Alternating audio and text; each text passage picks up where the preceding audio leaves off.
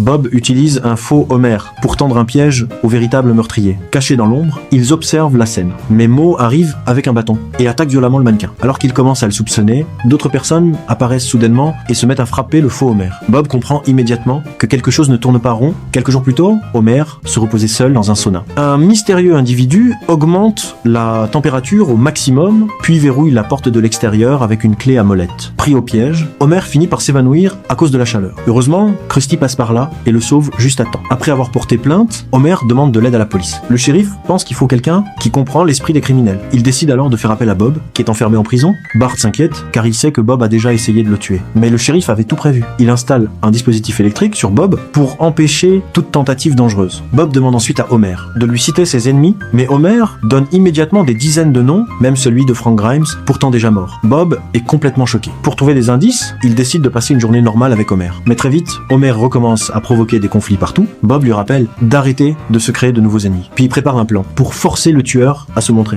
Mais il ne s'attendait pas à ce que même les proches d'Homer puissent vouloir sa mort. Un soir, le meurtrier revient à l'attaque. Il tente de tirer sur Homer à travers la porte, mais son plan échoue. Plus tard, Bob découvre un indice important sur une invitation. Peu après, Homer est choisi comme roi du carnaval. Bob pense immédiatement que c'est un piège du meurtrier. Mais Homer décide d'utiliser cette occasion pour attirer le coupable. Le jour du carnaval arrive. Homer monte sur le char et commence le défilé. Mais Bob remarque quelque chose d'étrange. Le char avance alors que le moteur ne fait aucun bruit. En reliant les indices, les empreintes, la clé à molette et le réparateur que Homer avait offensé, Bob découvre enfin la vérité. Le réparateur est le véritable coupable. Mais à ce moment-là, le char devient incontrôlable. Les freins ont été sabotés. Homer demande au spectateur de l'aider à ralentir. Mais cela ne fonctionne pas. Alors que le char fonce vers le musée, Bob utilise un canon pour s'envoler. Il réussit à sauver Homer au dernier moment. Ensuite, ils prennent des échasses pour poursuivre le criminel. Finalement, le tueur est coincé et retire son masque. Il révèle alors son identité. C'est le fils d'un ancien collègue d'Homer. À cause d'une erreur commise par Homer, son père a perdu la vie. Depuis ce jour, il considère Homer comme le seul responsable.